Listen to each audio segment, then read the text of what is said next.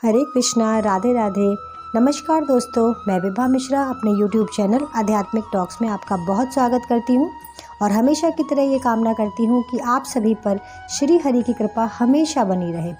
दोस्तों, आज मैं इस वीडियो में बात करूँगी आपसे कि क्या आपके घर में खुशियाँ कम रहती हैं, झगड़ा झंझट ज़्यादा होता है, परिवार के सदस्यों में टेंशन रहती है, उनमें आपसी तालमेल अच्छा नहीं है। तो अगर ऐसा आपके घर में हो रहा है तो आपको अपने घर में कुछ जगह पर ध्यान देने की बहुत ज़रूरत है, क्योंकि हम खुद ही अपने घर का वास्तु बिगाड़ लेते हैं और इस वजह से हमारे घर में नेगेटिव एनर्जी आने लगती है। ये सब चीज़ें, नेगेटिव एनर्जी नकारात्मक ऊर्जा की वजह से होता है। हमारे घर में सकारात्मक ऊर्जा नहीं आ पा रही है, तो मैं आपको कुछ जगह ऐसी बताऊंगी जहाँ पे आप थोड़ा सा सुधार करते हैं अगर, तो आपके घर में देखेंगे जो आपके घर का माहौल है वो बिल्कुल बदलने लगेगा। मैं नहीं कहती कि एक दिन में बदलने लगेगा, लेकिन धीरे धीरे करके आप ये नोट करेंगे कि आपके घर में जो है पॉजिटिव एनर्जी का जो प्रवाह है वो होने लगेगा, सकारात्मक ऊर्जा आपको महसूस होने लगेगी। तो अगर आप मेरे चैनल पर पहली बार हैं तो प्लीज़ चैनल को सब्सक्राइब कर दीजिएगा और वीडियो पसंद आए तो प्लीज़ एक लाइक भी ज़रूर कीजिएगा। तो सबसे पहले हम बात करेंगे अपने घर के मुख्य दरवाजे की।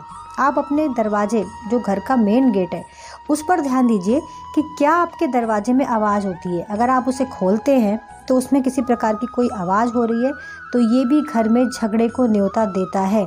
ऐसा दरवाज़ा हमेशा नेगेटिव एनर्जी बाहर से जो होगी वो खींचेगा आपके घर के अंदर। तो आपको ये ध्यान देना है कि आप अपने घर का मुख्य दरवाज़ा जो है उसमें किसी प्रकार की कोई आवाज़ ना हो। तो आप उसमें तेल वगैरह डालिए।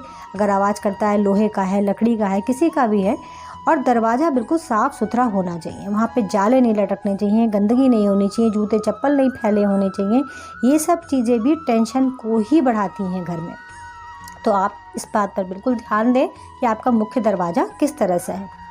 मुख्य दरवाजे पर आपके घर में झगड़ा झंझट ना हो, आपके घर की आर्थिक स्थिति खराब ना हो और आपकी कोई चीज़ खोए नहीं, बेवजह कोई चीज़ खो जा रही है, मतलब आपकी मूल्यवान चीज़ें, सोना चांदी खो जा रहा है, तो इसके लिए भी आप दरवाजे पर 3 मोर पंख लगा सकते हैं।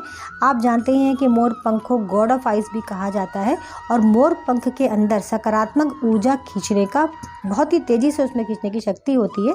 इसलिए हमारे जो भगवान श्री कृष्ण थे वो भी मोर पंख धारण किया करते थे। मोर पंख को बहुत ही शुभ माना जाता है दोस्तों, तो आप अपने दरवाजे पर 3 मोर पंख ज़रूर लगा दें। ये तो हो गई मुख्य दरवाजे की बात।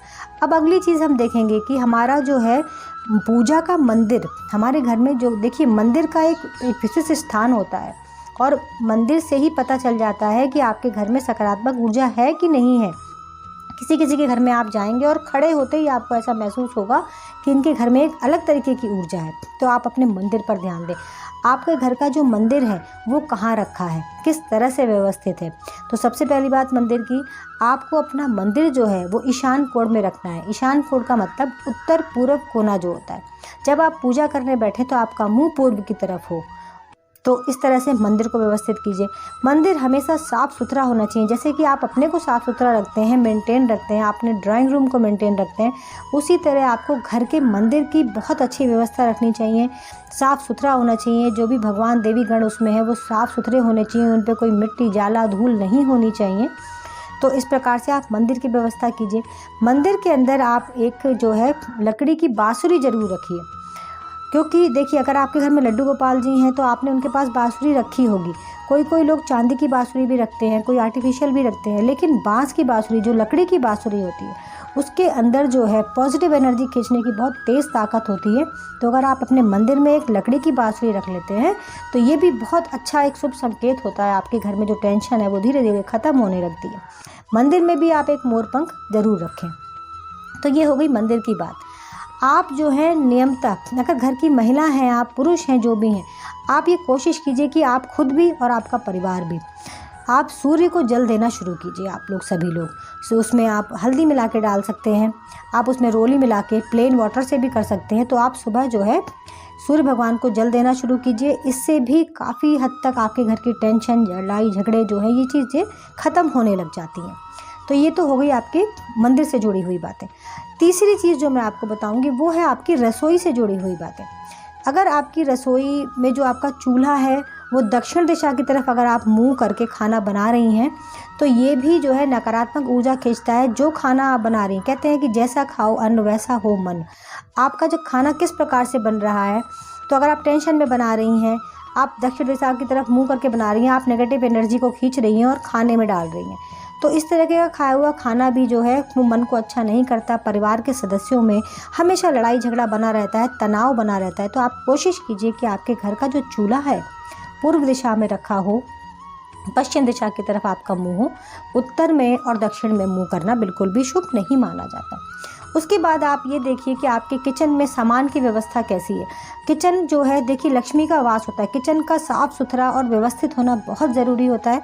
तो आप अपने किचन को साफ़ सुथरा रखिए, व्यवस्थित रखिए और रात में कभी भी जूठे बर्तन किचन में मत छोड़िए। बर्तनों को धो के व्यवस्थित करके आप रखिए।